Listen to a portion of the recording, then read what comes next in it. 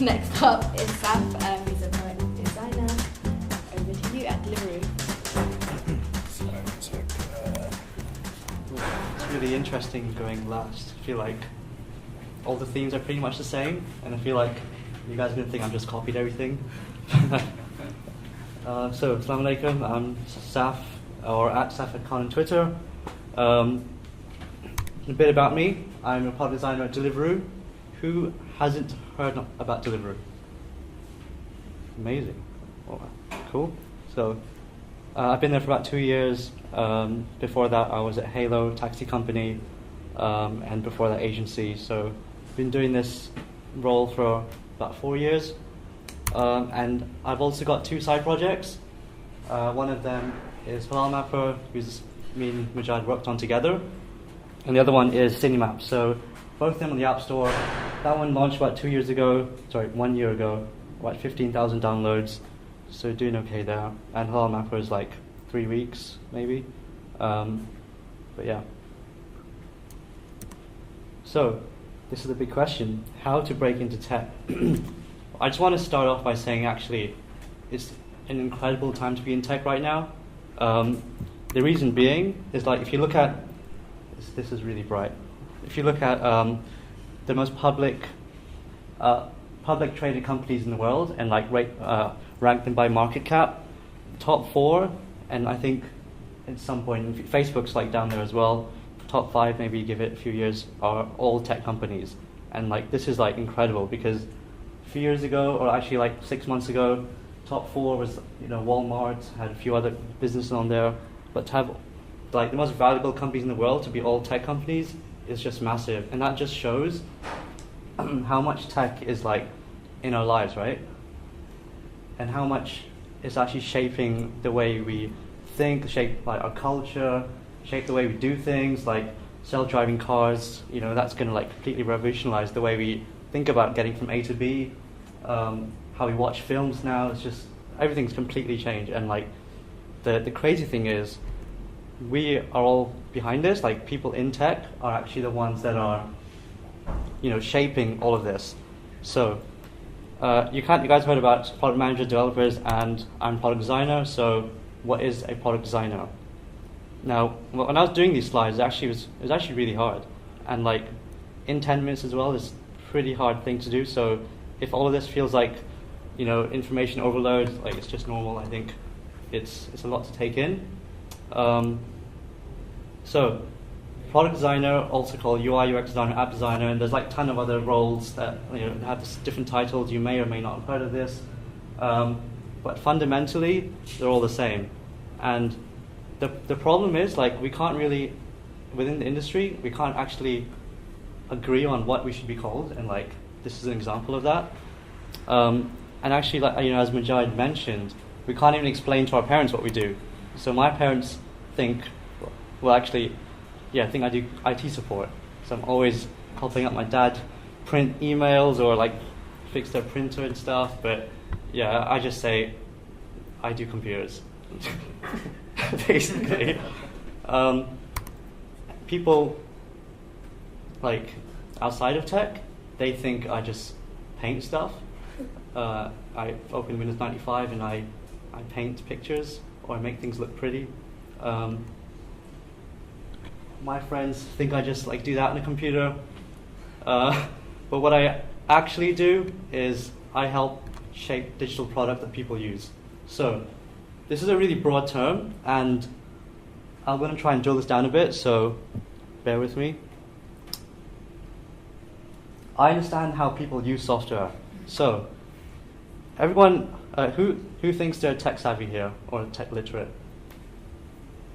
Cool. But actually, majority of the world, the majority of the population use tech products like that. They genuinely don't know how to use things. And I've seen like, my prototypes, my designs handed over to people, and like, you ask them to use something and they don't even know how to use it. They don't even know how to, they have an iPhone, they've got, computers at home. They still don't know how to use app as much as we think we do. So a lot of my job is to actually understand how people use software. And that's through working with researchers, or you're doing research yourself, asking people how they use like an app or a product, and watching them use it, So it's quite an interesting thing, and like if you want to get into tech, like definitely talk to researchers if you can, or like understand how people use software, because not everyone is tech savvy. And I design solutions that meet their needs. So what that means is when people use software, they tend to have like problems. So like, for example, when you go to the tube station, you have the Oyster machines, right? Where you get like top of your Oyster and stuff. And I think 3-4 years ago, there was a completely different interface, and for whatever reason, they decided to change it. So the reason behind changing that is because people find it difficult, right? There's a few things on there that are difficult to use, a few things there that didn't quite make sense, and going back to the first point is some group of people went out to understand, and another group of people decided to design solutions for that. So like now you see the new interface. I don't know if you guys remember it, but it's a lot easier to use.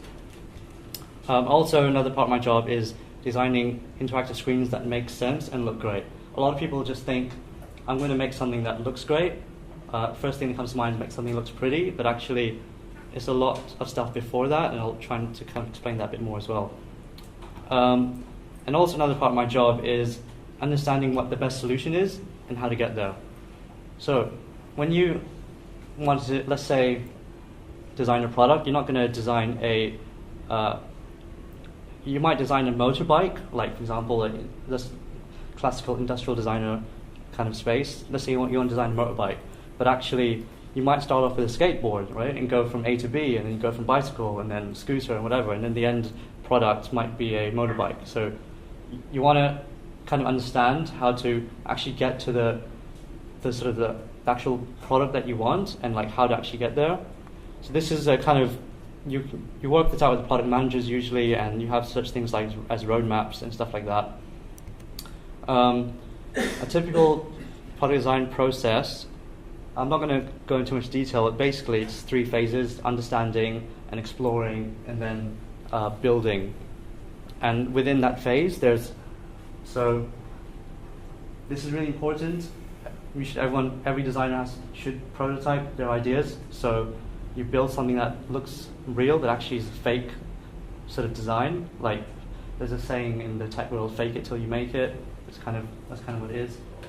Essentially, there's 3 phases. You understand what you need to do, you do it, and then you sort of test it as well, and then you get it out there. Another interesting thing about design in the tech world is a lot of people think that it's just the top bit, right? Creativity, and there's so much more, right? There's like so much more layers, and it's just a lot to learn there. But a lot of people just think I'm just like on Photoshop making something look nice, but actually the most important thing you need to do is forget about all that and make something that works, right? Make something that does what it's supposed to do, and then you look at all the layers up, make something that is easy to use, that makes sense, and people can use it constantly. And then the very last bit, when you've done all of that, that's when you make something look nice, because people don't care. They might have that feeling when something looks nice, but if it looks nice and it doesn't do what it's supposed to do, there is no point in that. So, how do you become a product designer? We kind of touched on this a little bit, and just show the same themes again. You don't need a design degree. In fact, there probably isn't a product design degree out there that I know of. There are like maybe graphic design degrees and all that kind of stuff, but you don't need it. It's nice to have it, but I didn't do it. I did computer science. I was in Majai's course as well. We did it together. I was self-taught, just like designing stuff on the side. I did it at primary school, just designing posters. Started off with posters, designing like icons for my computer and that kind of stuff. But the point is, you can't teach yourself, and if you have like enough passion, enough curiosity, and enough technical background, so like with computer science that helped me a lot, you can get there, right? It's just a lot of practice. So yeah, that was the point there. So this next point is just practice. you keep practicing what you're doing. It's like if you're a carpenter, right? You get better and better at making chairs. It's the same thing. You're just getting better and better at what you do. And I started off by obviously making posters and websites, whatever. But a nice thing to do that people start off is like copying other interfaces. So if you like a website that you really like, just go ahead and design it. Like just copy it. And if you think there's something wrong with it, just make something better. Because employers like to look at, again, curiosity and passion, right? So you need to show that, and and actually doing it in your own time is actually really, really valuable. And like you actually learn a lot as well. You go on tutorials and you learn so much. And that's how I learned basically. Again, the next point, touch on that, is learn the tools. So there are some tools out there like Sketch, Photoshop, a few other ones, Marvel, Flinto. You need to learn the tools. Obviously, you can't design in Paint or something. You need to actually be proficient in tools. So like I'm no expert in Photoshop. There's probably like a million commands in there, and like everyone's like learning constantly. So really important to just like if you want interest in interface design, get Sketch. That's what the tool is called, and to start from there, I'd say. Next bit of thing, this is not really design related. This is more like general advice. I think if you want to get into tech, join a small company. Which touched on, join a startup, right? Because you want to have impact. You want to learn. The whole point of actually joining companies, you want to have experience and you want to learn. And the best experience, as intense as it is actually at a startup. A small company means you speak to loads of people, you learn what they're doing, you actually have impact, right? You're not a 0.1% of a company, more like 10% or something like that. So yeah. Just to sum this up, practice the craft, learn the tools, and join a small company. So moving on to the last one. Hopefully this stuff will be useful. What makes a great product designer is taking feedback. This probably applies to, again, any tech role, just like Zara mentioned as well, be humble. When people give you feedback, take it on board, don't have an ego, and find out, why are they actually sending you that feedback. It's hard, but it's really important, I think. This one's a bit more, maybe more difficult to understand, product thinking. What I mean by that is you want to make sure you're designing the right thing, not just something that looks nice, but actually something that people want and people need. And that's sort of easy to say, but people don't want something that looks nice and is useless to them. People want something that is useful and looks nice. So there's another sort of working with product managers, finding out what the right thing is and designing for that. So build relationships. Again, it was kind of touched on earlier. You don't want to sit in a corner and just do your job. You want to actually interact with people because it's important. It's your responsibility in tech, I'd say, to actually learn what other people are doing. And there's a lot of value that comes out from it because you can, you have rapport. You actually start to have relationships with engineers. You start to having influence, right? You start to saying, oh, actually, like there's this nice little thing that you want to do. They might actually spend a bit more time to do it for you because you have built that relationship. And actually, you have a lot of influence, so you can speak to people across the business, like in marketing. And if they have an idea, you have this design's like this magic power. You can make this something that is like an idea in someone's head to actually come into reality, right? It's just like to people outside of like design, it's like, oh my god, you just literally drew what's on my head and put it on a phone. It's like, and you got to take advantage of that magic power, right? So just like speak to people outside the business and then show them what design is really, really cool. And this one goes without saying, always be learning. Tools are always changing, tech's always changing. Just make sure you're always curious.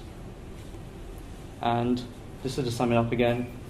Take feedback on board, understand how to build the right thing, and build relationships, and always be learning. So that's kind of it. There is maybe some resources that you might like to read. Obviously, there's just a lot of books out there. These are the 3 that I like. Yeah, you can take a picture of this or come chat with me after that if you want. That's it. Thank you.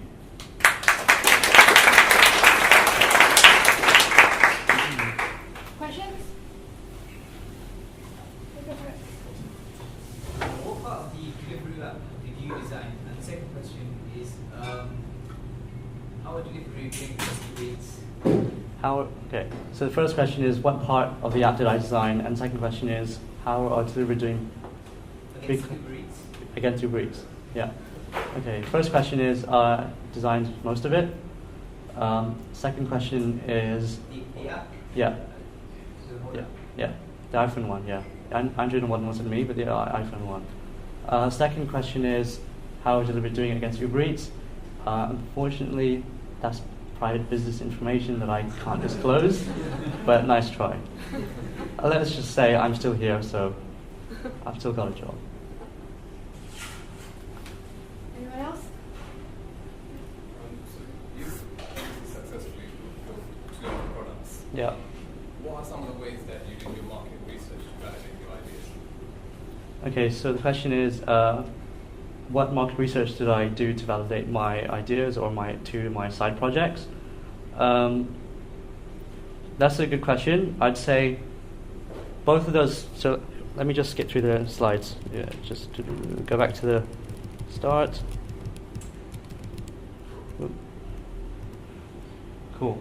So both of these products, these apps, I did because I had a problem doing what I wanted to do. So, for example, the first one, Cinema app, I had a problem finding movie times across the UK or like in London. You know, I don't know if you guys had this problem, but I'd go and like search for, whatever movie, let's say Fast and Furious. I'd go on every cinema website, open it up with like 3-4 tabs, and then scan the times, and then remember those times, and then like look at which one's which. And every website's different, and you'd have to like adjust yourself, and it was just really difficult. There are a few apps out there a few years ago, but they were really terrible, and I just couldn't use it. So the market research that I did was basically myself. I understood the problem. I had the problem, and I did it. And I didn't do it to make money. I didn't do it to to be successful. I just did it because I wanted to do it. I wanted to actually use something that was useful. And luckily, people had found the same problem as well. And people constantly email me and saying, this is really easy to use and blah, blah. So, I'd say, and same goes for Halal Mapper as well. When we were at university, we found it really hard to find halal food. Obviously, there's blogs out there now, but I wanted something that was really accessible, that I could just pull out my pocket and see, like, what can I eat right now, where I am. We spoke to our friends, like, I guess, friends and family, but the main source of like the market research actually is myself, and I'd say that's the best way to start, because you understand the problem the most. There's no point trying to solve something that you know nothing about. So like complete like space rockets or whatever, I don't know. Do something that you know well, and you can like kind of do your own research on with friends or whatever like that. I hope that answers your question. I think just to add to that as well with Halal Mapper, I'm not sure if you guys went to the Halal Food Festival last year, and we created a prototype which Saffad designed, which is pretty much exactly what we've developed. And then we took it to the market, and then we said, do you like it or not? Loads of people liked it, which kind of validated our idea. So it started from you, and then So like the magic of design is you can make something come to life. So like you can prototype something that looks real. And that's the best way to validate it. Prototypes are like a cheap way to fail. You can fail, but you spent like 2 hours doing it. So rather than spending 3 months building it. So do a prototype if you want to test something. Last question. Yeah, sorry, what tool do you use to prototype Yeah, so there's a, I should have put this on the slides, but there's quite a few ones. The most popular one is marvelapp.com, and there's another one called InVision. Those are the two big ones. So marvelapp.com and InVision.com. Yeah, and there's the web interface. You upload your screenshots, you upload your images, and then you can like make it go like, click this, and then it'll go to that image, and then it kind of fakes the whole thing. Does that make sense? Have you been able to monetize any of your apps so far? Or are you think you're going to be able to make some money in the future? Yeah, so like luckily, Cinemap has, like 15,000 downloads, so like, and it's growing. So, and it's not free. So I'm actually paying. I'm paying to actually get this thing running. So, at some point we have to make money. Otherwise, I'm just paying out my own pocket.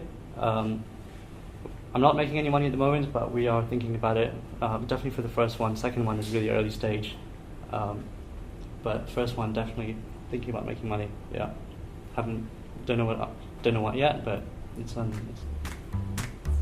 Can we have a round of applause for